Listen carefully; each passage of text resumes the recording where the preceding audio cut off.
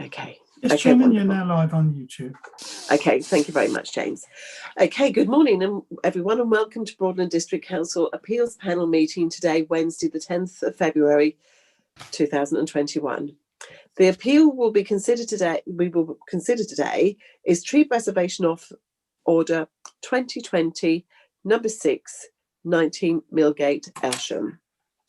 Before we proceed with this hearing today, I need to advise all in attendance this is a public meeting and is being recorded and live streamed on Broadland District Council's YouTube channel. I would ask you please to follow the general etiquette of remote meetings. Please ensure your microphones are on mute to avoid background noise, and please unmute yourselves when you wish to speak.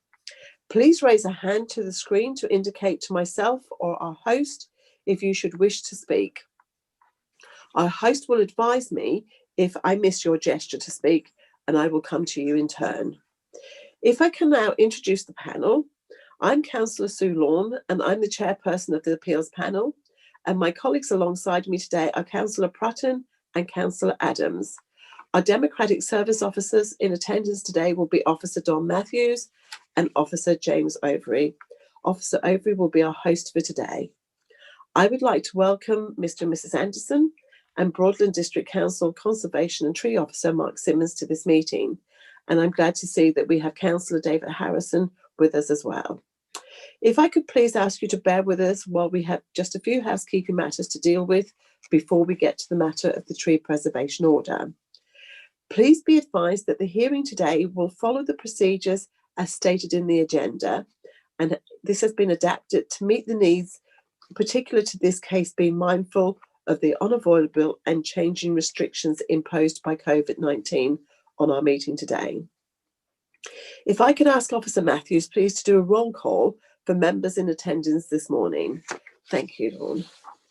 Thank you, members. If you could just confirm your attendance when I call out your name, and just let me know if you have any declarations of interest, which will cover item 1 on the agenda. So, Councillor Adams? Here, no declarations. Thank you. Councillor Lawn? Here, no declarations. And Councillor Prutton? Present and no declarations. Thank you very much, Chairman. We have no apologies for absence either, which covers item 2 on the agenda. Okay, thank you. So we'll move to agenda item number 3 to confirm the minutes of our last meeting held on the 20th of November. Councillor Prutton and myself were both at the last hearing, and I can confirm the minutes for accuracy. And Councillor Prutton, are you in agreement? And can we confirm there was a true record? I believe these minutes to have been a true record of November the 20th. Lovely, yes. Thank you very much. Thank you. Okay, thank you. We will now move on to agenda item number 4, Broadland District Tree Preservation Order 2020, number 6, 19 Millgate, Elsham. Today we will determine whether to confirm the order having regard to representations received by Mr. and Mrs. Anderson. As previously stated, we will now follow the protocol in our papers and adapt them for this meeting. And I need to get my teeth in this morning. I'm really sorry. I'm all over the place with this. Okay, we will move on to procedure point number 1, the site visit. Due to present COVID-19 restrictions, we have been unable to hold the site visit as our normal practice. However, the panel have viewed the trees by way of photographs, both online in our agenda papers. Each member has had a drive past and has seen the tree from a social distance view. The trees from a social distance view. Procedure point 2, the hearing. Unfortunately, due to COVID restrictions, we are unable to hold this hearing in council offices, so we are assembled remotely. We will move to procedure point 2.1 and number 3. I would like to ask Mrs. Anderson, as the objector, to please present your case to the panel, and may I ask if you will be calling any witnesses to support your case? Mrs. Anderson. No, I won't be calling any witnesses. I think my neighbour, Mr. Stanford, has written a letter and spoken to Dawn regarding. Yes, he has, and we will acknowledge that in just a little while. I haven't got any witnesses, no. No, that's absolutely fine. So would you like to make your case now to the panel? Yes. In relation to your objection? Yes, certainly. But first, can I just thank Dawn yesterday for her help over this Zoom? She was perfect. Yeah. Okay, so yes, Thank you for giving us the opportunity to put forward our objections to the TPO. I sent this photo, I don't know, I did do this photo on Friday. As you can see, these two trees tower above our cottage and the bungalow next door. Both Mr. and Mrs. Stanford and us sorry, I'll start again. I'm as bad as you, getting tongue-tied. Both Mr. and Mrs. Stanford and us find their close proximity to both our properties dangerous and certainly very, very intimidating during high winds. They're approximately 60 to 70 foot high, and T1 is they're about approximately 60 to 70 foot high and on raised ground, approximately 5 foot above ground level. So another 5 foot on top. T1 is about 20 foot from our cottage and T2, 25 foot. Photo 2, once again sent on Friday, shows how close the branches are to our cottage. The nearest being about 6 foot away when you look up. T1 is even closer. Tree 1 is even closer to the bungalow, the trunk being about 15 foot away, but the lower branches are approximately 10 foot from Mr. and Mrs. Stanford's bedroom window. With the height and proximity to both our properties, we feel that there will be major damage should they blow over. A view felt by our neighbour, Diana Grelier, who lives in number 15 Millgate, shown on our photo. We also feel that now the Scots pine in the garden of the bungalow has been felled, our remaining two are even more exposed, and it has taken away the protective element that was there when the predominant southwest winds hit the group of 3. Indeed, a group of 4 Scots pines to the right of T2, about 20 foot away, have been destabilised by high winds and deemed unsafe by your officer, Mr. Chesney Beals. They were felled as a matter of urgency before they hit the cottage. In September 2006, Mr. Chesney Beals allowed us to fell 2 healthy Scots pines. They had no structural defects, as he agreed that their proximity to our cottage will constitute a danger should they blow over. They were about 30 foot from our cottage and not at all as the 2 Scots pines in question. Surely ours constitute a danger should they blow over. His decision was most fortuitous, as 4 months later, we had 14 trees blow over in our back garden. And I think you've got photographs there on page 41 and page 42 to show the damage that was done to our garden. Had we not been able to fell those 2 pines, we'd definitely have had them crash through the cottage. The stress and anxiety when the wind blows and the trees sway is very frightening. Branches down, in fact, 2 more branches came down last Sunday, one in Mr. Stanford's garden and hit his summer house. My daughter won't sleep in the front bedroom if we have high winds. Mr. and Mrs. Stanford live in constant fear that when the wind is strong, the trees will fall on their bungalow. Surely this isn't fair to a couple in their 80s. Plus the pollen affects their health. I'm not certain about this fact, but I've been told that a Scots pine releases pollen every March through April, 6 to 8 weeks, and can be earlier, February through to May, 8 to 12 weeks, a very significant time for Mr. and Mrs. Stanford to be affected. We're now experiencing even more high winds, and it would seem that where our property is situated, it is causal to a funneling effect. We're very low down in a dip. How long it will be for another storm hits our garden and these true trees blow over or become unsafe, I honestly can't say, but I'm sure they will.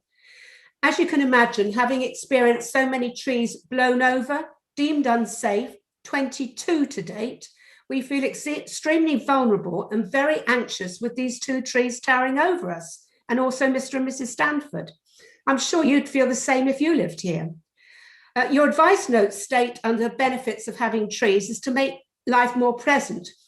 Being surrounded by trees makes you feel more tranquil. We've got loads of trees in our garden and we love them, but these 2 certainly don't make us feel good or tranquil, and they are certainly impacting on ours and Mr. and Mrs. Stanford's well-being.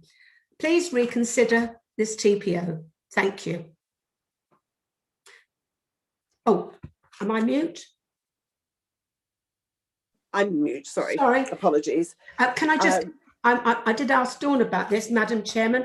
I'd like to ask Mr. Simmons a couple of questions on his statement of case for making a TPO after he has done his presentation, if that is in order.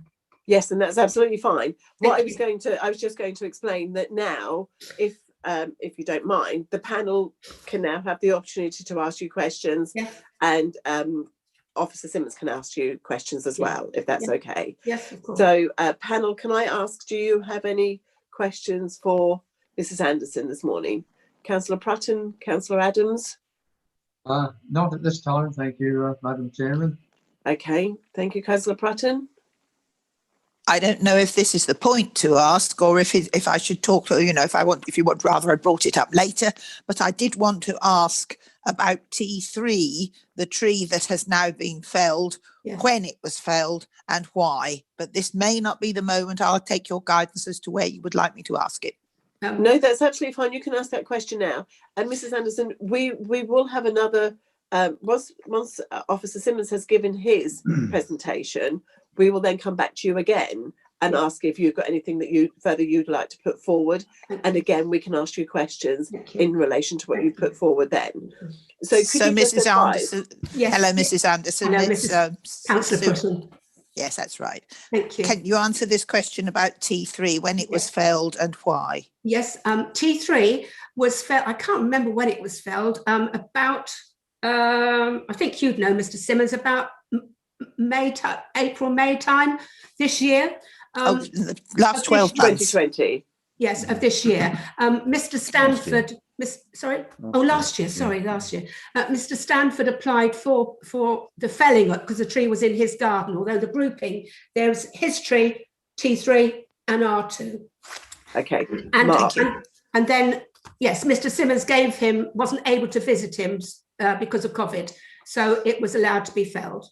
Okay, Mark, if you could just please, or Officer Simmons, if you could just please advise.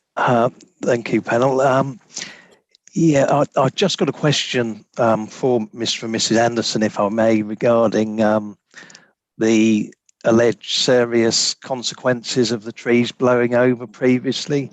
I know it can be quite dramatic when trees do blow over, but what serious consequences or damage was there to their property when the 20-odd trees blew over in the storm? Well, okay, so in the storm, they were at the back of the garden, and we had damage.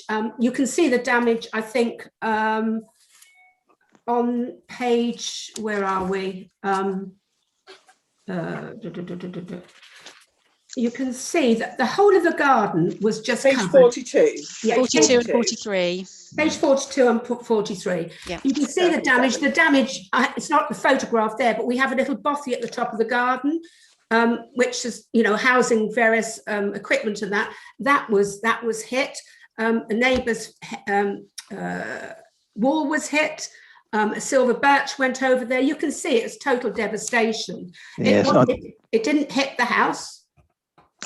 I see that it's blown over, but would it be considered serious damage, a garden shed and a fence or wall being hit by the top of a falling tree? It doesn't appear serious damage. You do expect there will be damage following a serious storm. There's always damage to fences and sheds when this occurs, but it would be disproportionate to fell every tree just to prevent that occurring. Okay. Well, yes, I understand what you mean, but I mean, the 4 that we had to have cut down, Mr. Chesney Beals, that would have caused damage because they would have hit our house. Okay. 4 that I mentioned earlier, they would have hit our cottage, so they had to be cut down. Okay, lovely, thank you. Okay. Sorry, Jeff. No, could I just? Did you want to respond to that? Is there any? Oh, because I'm going to come to you next, Mark, for your presentation. So. Yeah, I was going to respond to the question from Councillor Prutton regarding the application at the neighbouring property. Just to clarify, we received a notification from Mr. Stanford in April 2020. Due to the current COVID lockdown at that time, and we didn't have the required protocols in place for site visits, and also due to the volume of applications at that time, unfortunately, I wasn't able to visit to assess the trees for whether a TPO would be required, and the notification went over the 6-week period we have to determine it. So by default, the tree could be removed. But in hindsight, I think if I'd visited, we would have protected that tree as well. Thank you. Thank you for your information. Thank you. Okay, Mark. thank you. Okay, and Councillor Adams, do you have anything further that you would like to point out? No, Mrs. thank you, Madam Anderson? Chairman. Okay, thank you. Okay, Mrs. Anderson, if we could just ask you just to mute yourself just for a few moments, and now we will move on to, oh no, I just need to make a statement, and just to tell the panel that we did have one other objection from Mr. and Mrs. Stanford, number 13, Millgate, and they're not able to attend with us this morning, but just to advise everyone that the members have read the written objections from Mr. and Mrs. Stanford. Okay? Okay, lovely, thank you. Now we will move to the relevant officer, and it will be Mark who will be able to give that presentation, please. And can I just ask, Mark, that you haven't got any other witnesses with you today? I don't know. Okay, lovely, thank you. Okay, if you could just put your presentation to the panel, please. Thank you. The TPO was made to protect the 2 Scots Pine at number 19 Millgate, following receipt of a Section 211 notification in July 2020 to fell the 2 Scots Pines. We considered the trees in relation to, the requirements of whether it be expedient to make the TPO, and in my opinion, it was expedient. The trees were quite visible from a public perspective. They're quite mature trees that fit well within the setting of the Aylsham Conservation Area, and there had been considerable tree losses due to storms and previous notifications at number 19. I think in total there's 22 trees that have gone following storms, 19 from storms, and I think 4 have been consented from previous notifications. So they were the only 2 really remaining prominent trees from a public perspective, and I thought it was the right decision to protect them with the provisional tree preservation order. The grounds for removal were based on safety and the previous storm damage, and branches that had been shed from the tree in Mr. Stanford's garden, which was removed, as I say, with the earlier notification in 2020. There was no specific evidence provided to demonstrate the trees were in a condition that they required removal on safety grounds. In fact, I think it's shown that the trees are quite wind firm because they've survived many storms dating back to beyond 2007 and storms in more recent times, and they've still withstood those. They haven't moved at the base, and although branches may fall from trees, it wouldn't be appropriate to remove every tree just in case a branch, fell down. The TPO wouldn't prevent future applications for remedial works if they became necessary. If there was any requirement to remove dead wood, that's exempt and can be undertaken with no applications required. The council would be receptive to any remedial works in the future if they're required, or in fact removal of the trees if it was evidence-based that they were unsound or unstable. So I think it's been carefully considered, and in my opinion, the trees do contribute to the visual amenity of the Aylsham Conservation Area. They provide biodiversity and habitat for the wildlife. And although I can't disagree that they cause seasonal nuisances relating to pollen, the timing of the release of the pollen it is variable. I think it's more likely that you've got a month of pollen being released rather than 8 weeks. I think the 8 weeks period covers the variation in different trees releasing their pollen. So it can appear quite a long period, but in reality, it's probably more like 4 weeks. And I think, again, whilst hay fever and pollen-related concerns are, can be distressing at the time they happen, the removal of trees just to prevent pollen, in my opinion, wouldn't be a justified reason. So I think that the trees are worthy of protection, and I would ask that the panel confirms the TPO. Okay, thank you, Officer Simmons. Councillor Prutton, do you have anything that you would like to ask Officer Simmons, please? Nothing further, thank you. Okay, thank you. Councillor Adams? Just one quick point, if I may, Madam Chairman. Mark, these trees are very tall. Would there be any justification for sort of pruning of the top of the trees to bring the tree levels down a bit more in order to allay some of the fears of Mr. and Mrs. Anderson and Mr. Stanford? The pruning of pine is difficult when they're still at a stage where they're putting on height extension. The way the buds react with new growth, the apical dominance, so it's very difficult to shape a pine tree until they're very mature to form something that looks natural. What I would say is just because a tree is tall, it doesn't make it unsafe. It's more of a human perspective that they're tall, and because they're tall, they're going to cause problems. It's normally related to an identifiable structural defect if a tree is going to fail.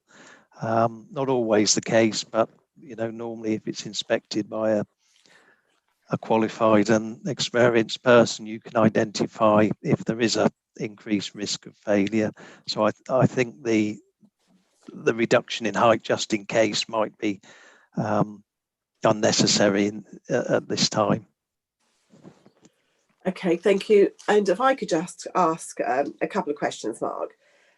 Having gone out and done the site visit, I can see that the trees are pretty unique in the fact that they are what seems as though they're in the middle of so many houses that are all in a little bit of a close, but they're all pretty much I don't want to say on top of each other, but they're all very close proximity to the trees and to each other. So my concern is with the foundations of these houses, are they being in such close proximity to the trees? Will they have any adverse effect on the roots of the trees? So therefore having an adverse effect on the stability of the balance of the tree? I think it has been mentioned by Mr. and Mrs. Anderson that the trees are slightly raised from the ground level at which the properties are constructed, and I think the construction of the foundations wouldn't have impacted the zone of soil for the trees to grow in, their roots to grow into. The trees' roots normally adapt to the location, so they will optimize the available soil and will have grown in a way that will make them as stable as possible for the available volume of soil. So I don't think their position will be impacted by the proximity of the properties. I think I did some quick measurements on our mapping system, and I think T1 is approximately 30 feet or 9 meters from Mr. and Mrs. Stanford's property.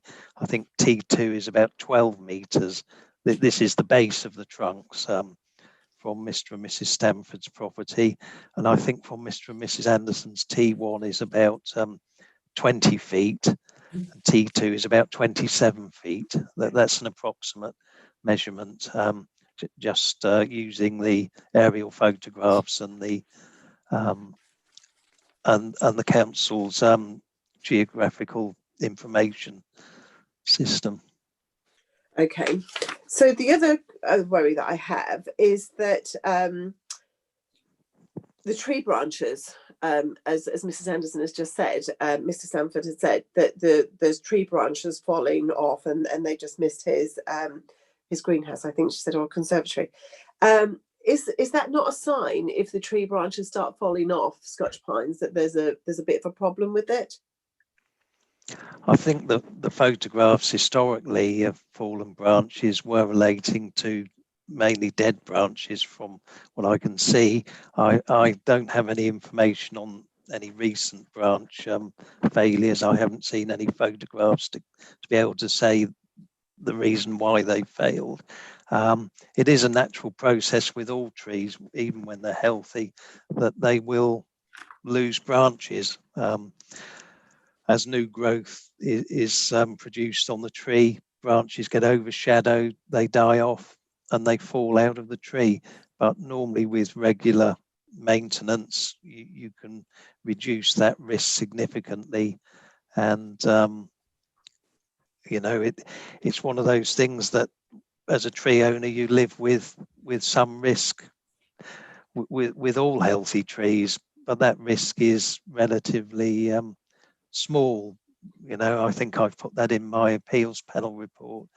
The research that has been done estimates that the risk of serious harm from falling branches or trees is about 1 in 10 million. And it doesn't even register on the HSE's sort of high risk. It's not considered a high risk.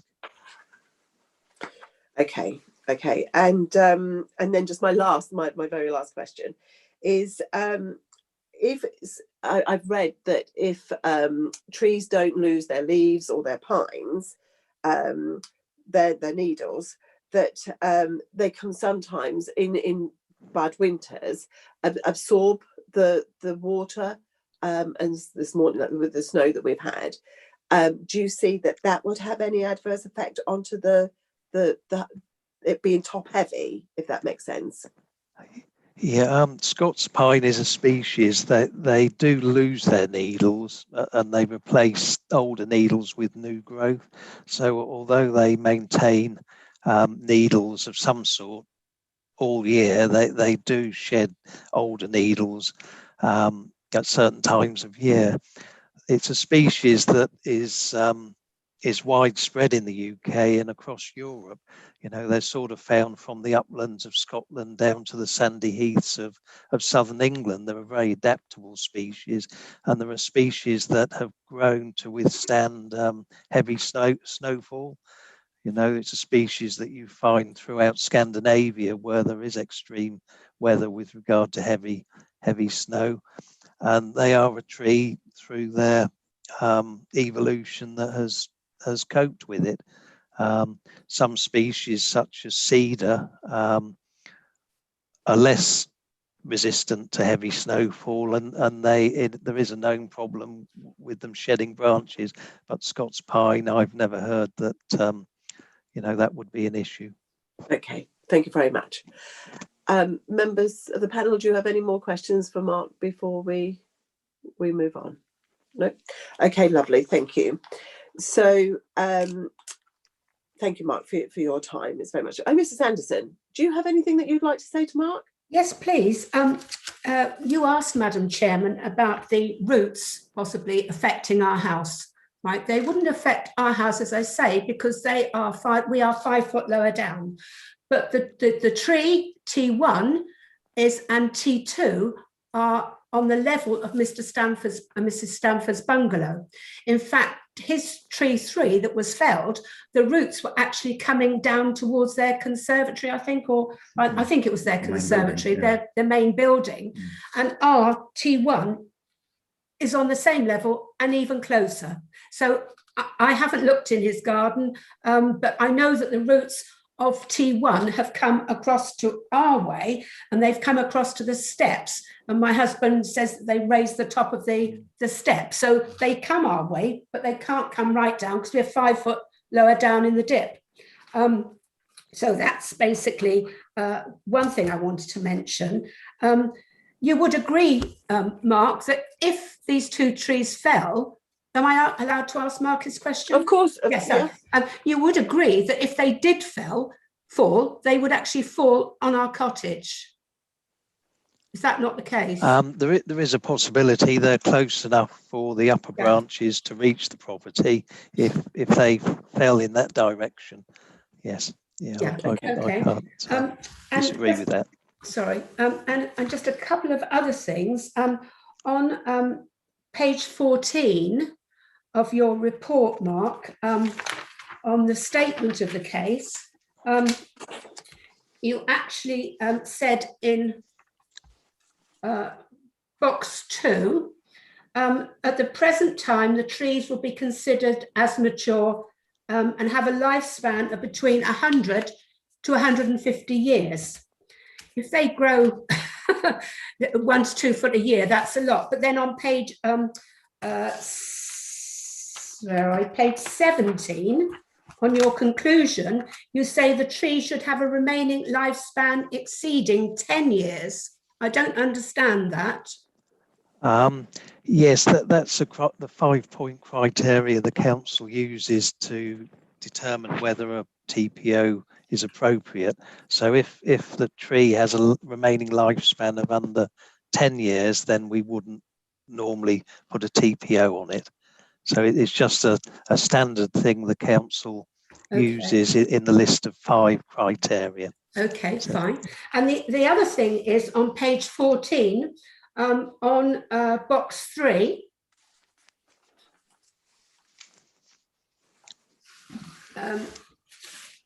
you say the tree is located within the front garden of the property, with the tree's centre being approximately 46 foot from the front elevation.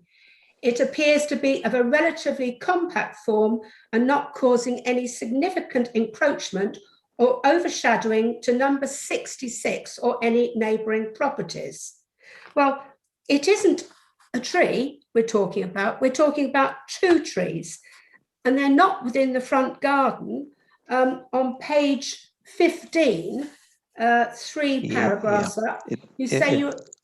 If I'm okay to just answer that. I must apologise. That is an error on my behalf. I had to return the documents very quickly, and I in error left that in. I'd done a previous report, and I must apologise that is incorrect. So forgive. So we can you take can away disregard. that paragraph? Yes, you can disregard that. I do have the new measurements, if that would be helpful. I just said that. I actually did measure myself, and I got 21 feet from our house to T1 and 26 feet. But I just thought the whole thing was rather misleading. Yes, I must apologise. That is my error. It wasn't produced to the normal high standard that I normally submit for the hearing. And I really can't think, apart from saying about, I mean, it's no point saying about needles and gutters and all that sort of thing, Mark, and branches down, because we know that anyway, and you've covered that. But all I can say is that, you know, thank you very much for your information. I haven't got any more questions. I don't think, if you've got any, Dave. Oh, just one thing, sorry. You did allow us to fell 2 trees, 2 Scots pine at the top of the garden. About, when was it? About 6 months ago. And Yes. Yeah. you said, and if anything, when you say about these 2 trees here, they are very, very visible from Stewart Road at the back. The 2 trees at the top of the garden are even more visible from Stewart Road, and I just wondered why you allowed those to be cut down, felled. Yes, yeah, you did put in a second section 211 to fell 2 further pine trees following the making of this TPO. The 2 trees were further to the rear of your garden and being much further from the Millgate main road and the conservation area boundary. So in my opinion, the 2 that we consented had less importance and weren't as visible. The 2 that are protected with the TPO are clearly visible from Millgate, and above number 13, Mr. and Mrs. Stanford's property. The view from Stewart Road is less prominent, but you can see the tops of them. So in my opinion, the other 2 that were removed didn't have the visual amenity value that the 2 we protected with the TPO. I'm glad you let me do it. And also Mrs. Fry is very glad that you let them be taken down as well. But because, you know, she was very frightened of them falling. So yes, well, thank you for that anyway. But what, can I just ask one more? Why is it, is that all right? That's absolutely fine. Thank you. Why is it that you allowed 2 doors up from Mr. and Mrs. Stanford 3 conifers to be allowed to be felled? I'm sorry, I should have got that information. The 2 houses further up, and they were right on the road, right in the front garden, and they were very visible. Sorry, I can't recall which address that is off the top of my head. I would need to look at the details. Yeah, it's just making a comment. Yes, and to be perfectly honest, we should just be dealing with the trees. Yes, of course. Sorry. This morning. Thank you very much. That's absolutely fine. Okay, so if no one else has got any further questions, we will move on to procedure 8, and this is where we have in attendance with us your local councillor, Councillor David Harrison. Councillor Harrison, is there anything that you'd like to put into the meeting this morning? Yes, I mean, delighted. Can you hear me all right? Yes, we can hear you perfectly. Okay, I haven't got my mic, I know. I mean, I actually live on Millgate. I live 150 yards up from the applicants, the Andersons. I live in Millgate well. I'm also a biologist. I used to sit on the same committee now. And I did at that time take a fairly hard line on tree preservation, being, you know, conservation, this and that. But in this particular case, I think I support the Andersons. I think the trees were planted wrongly some time back, too close to the house, and I would support removal. And I did go down and have a look carefully over. I've been down there a few times in the past, and I did go down again to make sure and looked over the fence carefully, and I endorse what they say, really. And, okay. The danger, proximity, damage to the house, anything you like, really. Is that okay? Okay, that's absolutely fine. Thank you very much. And so we don't have any other members of the public joining us, or any objectors, or anyone saying that they are in favour of the tree preservation order. So we will now ask Mrs. Anderson, our objector, if you'd like to put forward your closing statement to the panel before we go into closed session to decide on what we think is the appropriate way to handle your objection. So, Mrs. Anderson, do you have anything else that you'd like to put forward to the panel? Not really. I just hope that I came across and explained it. It was a bit of a new experience for me, I can assure you. But yes, thank you for just listening to us. And it would make our well-being would be an awful lot better if we could have them felled. And we love trees. We will plant loads up the garden, as many as you want. We planted lots of silver birch. We've got cob nuts up there. You know, we're more than willing, but just not right outside our kitchen window. So thank you very much for your help. Okay, thank you. And just before we finish with yourself, can I just ask, when was the last time there was any maintenance done to the Scotch pines? We've never had any maintenance done. Okay. We've never needed. I don't think you need any. I mean, what? Some of these branches need to come out. Well, no, we've honestly never had any maintenance done to them. Okay. Because, you know, they're just there and that's it. So. Okay, lovely. Thank you. Thank you. Councillor Prutton, do you have anything for Mrs. Anderson before? No, thank you. I think Mrs. Anderson did very well for take one. She certainly did. She did. Never again, I hope. We were Get also used to saying it. There, we've all said that. we Thank were you, all though. saying that No, this time no last further year. questions. Thank you. No further. Okay, thank you. Councillor Adams. Yes, thank you, Madam Chairman. Yes, I'd like to congratulate Mrs. Anderson as well. She's put across her case very well, and in questioning Mark, made quite a few telling points. So well done, Mrs. Anderson. Oh, thank you. I'll have a drink tonight on that. Thank you. Yes, you did a fine job. So thank you very much. And Thank you. for Dawn being your tutor, that was fantastic as well. Yeah, it was. She was brilliant. Really brilliant. Yeah, that's great. Okay, thank you very much. Okay, we will now move on to Officer Simmons. And if we could ask, please, if you could give your closing statement to the panel. Thank you. Thank you. Yes, well, we've heard both sides for the case for and against, and I just hope that the decision is based on factual evidence. We've received none that the trees are dangerous. We live in times where every tree is important. We have climate change to contend with, a loss of biodiversity. And I think the importance of retaining trees on those grounds as well as visual amenity is becoming more and more important. It's not as if the council hasn't allowed tree removal when it's been appropriate at that property, and as we know, 22 trees have already gone. These are the two most prominent remaining trees in the garden. We can plant new trees and promise to plant them, but at the end of the day, planting a small tree doesn't replace removing two mature specimens. You know, it would be decades and beyond our remaining lifespans to see anything of a similar size with replacement planting.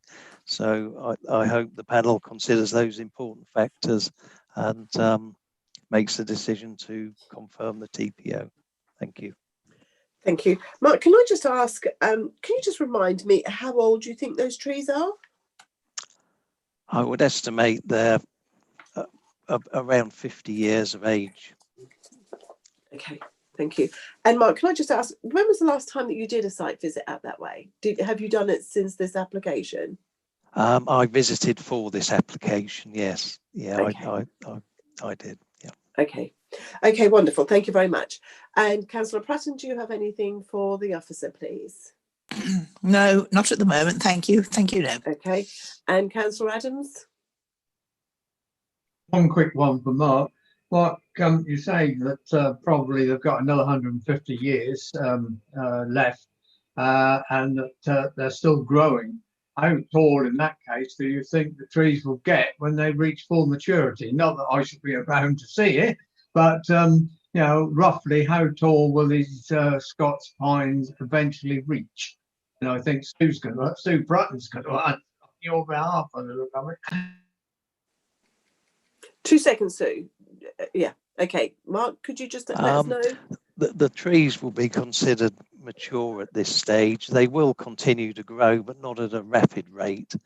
The remaining lifespan is for optimal conditions.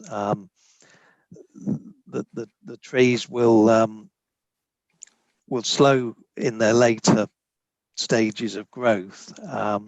They are going to increase in height, but not substantially. I can't give you an exact figure of their final heights. It is dependent on the available resource and how well the site suits the tree species.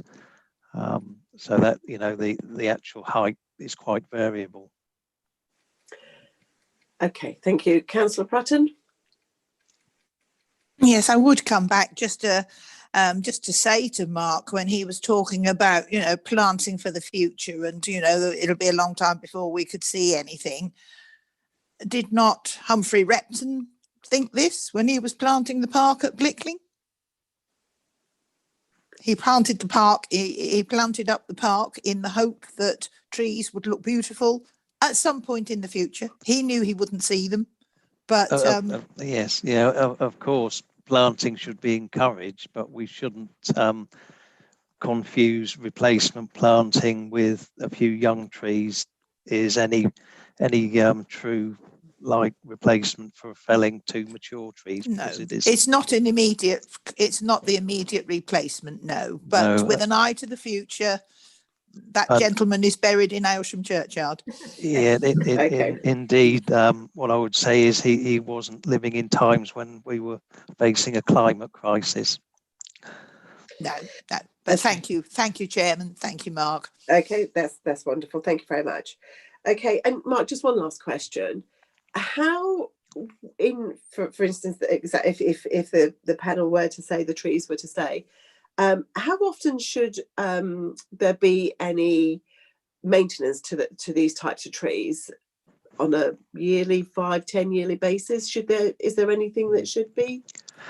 There isn't a set prescription on the frequency of tree inspections. It is dependent a lot on their location. I would suggest, as the trees are in a garden with surrounding properties, it would be appropriate to do an annual or biannual inspection of the trees just to see if any remedial works are necessary.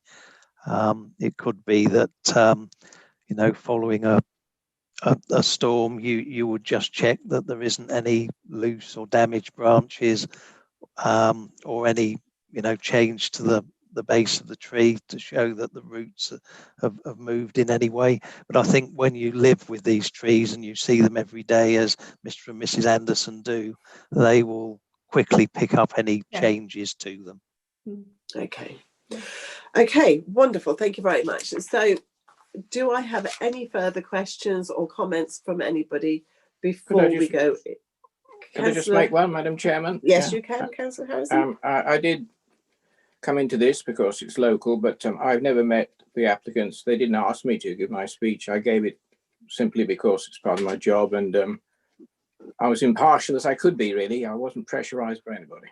No, that's absolutely fine. Thank you very much. Thank you for letting us know that. Okay, that's good. Thank you very much. We will now move on to procedure number 11. The panel will now go into closed session to deliberate our decision.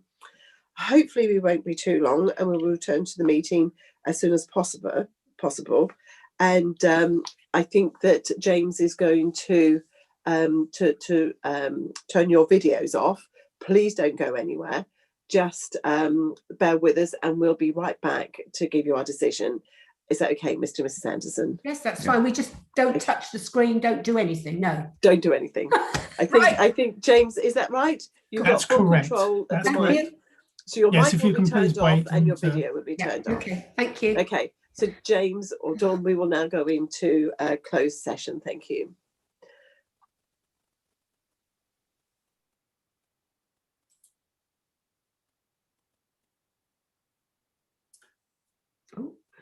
Right, so while the panel are in closed session, the meeting is still being live streamed on YouTube. And during this part of the meeting, as the chairman said, you'll be muted and your video disabled. As soon as the panel have completed their deliberations, I'll readmit you. Thank you. Coffee. Heat the coffee up.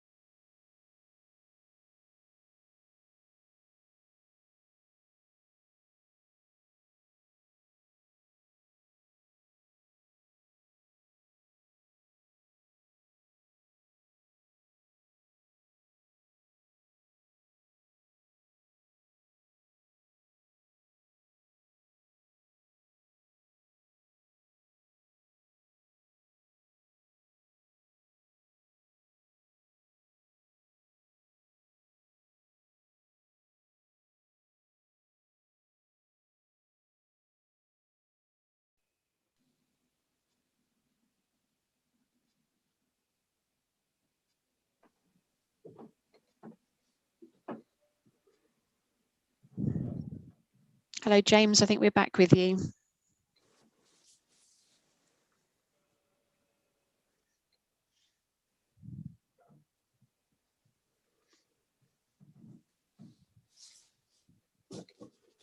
Hello, James. We're back with you. Do Hi, Dawn.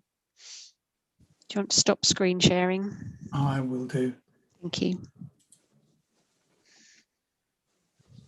Better, and I'll admit the other people.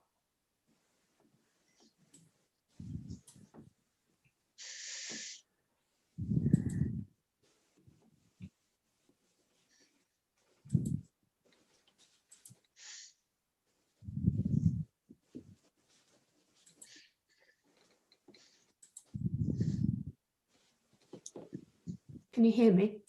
Yes, we're just waiting for the others to rejoin us and get their. Know whether I'm muted or not. Yep, just bear with us a second while we all rejoin.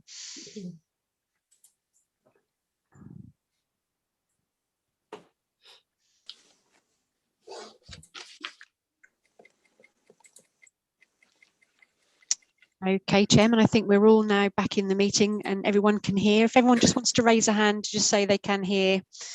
Yeah. That's excellent. Yes, Chairman, we're all ready to go. Okay, thank you. Apologies that took us a little bit longer than we'd anticipated. And thank you all for your time this morning. The panel have deliberated and we have come to our decision. And we would like to advise you that we have considered the evidence and we are very understanding of the tree preservation order being made.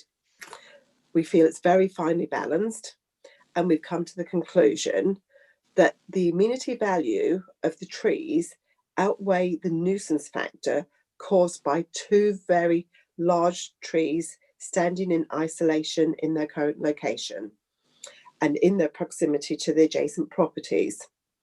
So we feel, therefore, that we have decided not to confirm the order. Okay, so we've decided that the tree preservation order doesn't stand. Oh, great. Okay. Chairman, if I can just take you back, I think you may have read out that the amenity value did outweigh, Yes, and I it's think the you other way meant, round. yeah, you meant to say Apologies, did the not amenity outweigh. value of the trees did not. Yeah. So can I just confirm that the panel Does were of the not. opinion that the amenity value of the tree, whilst it has whilst they have an amenity value, members were of the opinion that that amenity value was not sufficient to outweigh other factors, as the chairman correctly stated. So on this occasion, the order is not confirmed. Does that Okay. mean cut it down? Wait a minute. Sorry. You'll now need to liaise with Mark after the meeting, if you could. If perhaps you can have a telephone conversation with Mark just to now discuss with him kind of how you go forward from here. Fine.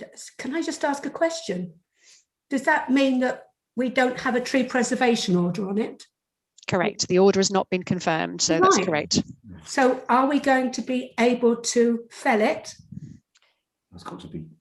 I think if you can have a conversation with Mark after the meeting to discuss the fact that those trees now exist without a tree preservation order on them. Right. Okay. Oh, Okay. right. Okay. Thank you very much. Thank you. Thank you very much. Okay, that brings our meeting to a close this morning. Thank you very much for everyone who attended and for your time, and enjoy the rest of your day. Thank you, and you. Okay. Thank you very much. Thank you.